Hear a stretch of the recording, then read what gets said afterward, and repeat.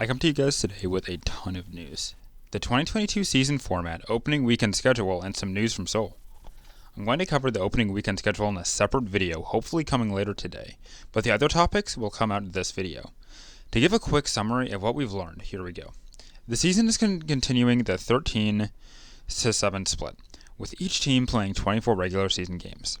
The season will be structured similar to Season 2, split up into 4 stages with 3 stage final tournaments. As for the tournament format, there will be 4 mid-season tournaments this year. The Kickoff Clash, Mid-Season Madness, Summer Showdown, and Countdown Cup, with the Countdown Cup acting as play-ins for playoffs.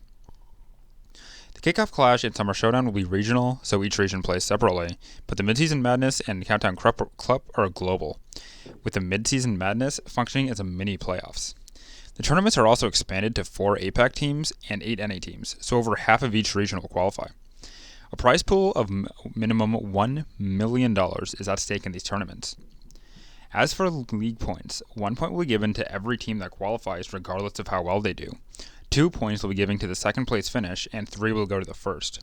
The top 6 seeds from the West and top 3 seeds from the East will automatically qualify for playoffs, while the Countdown Cup will determine the final APAC team and last 2 NA teams.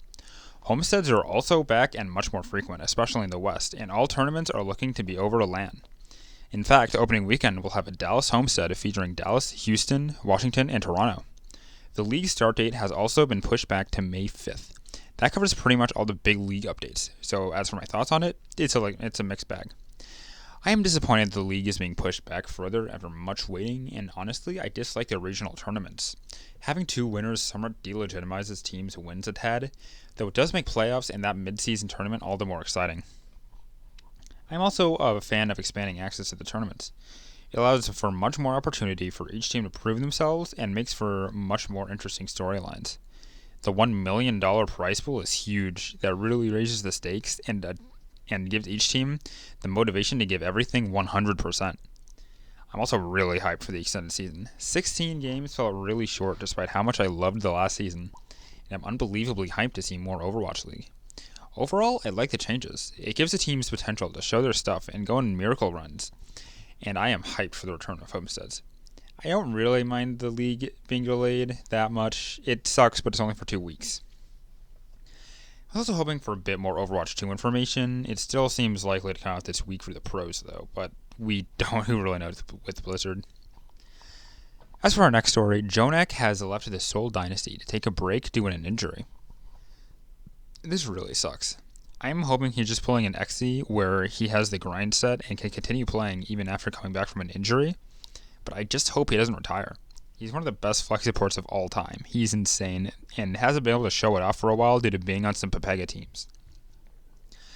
I'm having the copium that he's returning, but it's a shame we can't see him on Seoul as the rest of the team seems genuinely 2018 and 2019 New York level. I just want to see him on a really good team again. I think he can pop off in the right circumstances. Come back soon, JJonak. And as for how this affects Seoul, it hurts them quite a bit in my opinion. I'm not that high on creative. He's decent, but not a starter on a team with championship aspirations, especially considering flex support will be very important in Overwatch 2. As for how it affects my current rankings, I'd probably have to drop him below Chengdu and maybe Hangzhou if Chengdu doesn't fuck things up.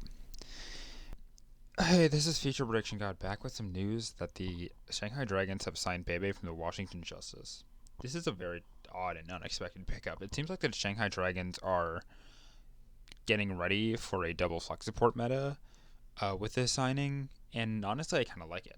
I don't think BEBE is that good and definitely not as good as the rest of the roster, but I think he is the best flex support option out there and does give the roster decent depth that was kind of needed, though I will say I don't expect BEBE to play whatsoever.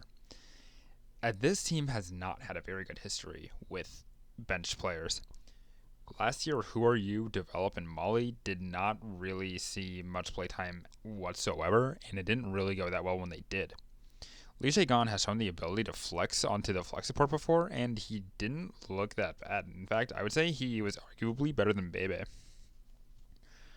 It does definitely give them roster depth, and I think this is a decent signing for Shanghai, but honestly, I don't really see BEBE even playing that much. And for our last story, Youngjin of the Shanghai Dragons has joined Guangzhou Chargers as a coach. The third pickup of previous Shanghai Dragons player, Guangzhou might as well rename themselves to Shanghai too. This pickup is fine, I guess. It doesn't change anything about the team for me. He's unproven, but was a decent talent when he played, so I guess it's fine. Nah, I'm not sure. It's kind of a questionable pickup. But thanks for watching, and remember to like and subscribe for more. I upload almost daily Overwatch League content, and I'm trying to hit 100 subs by Season 5, so any subscription helps greatly. Thanks.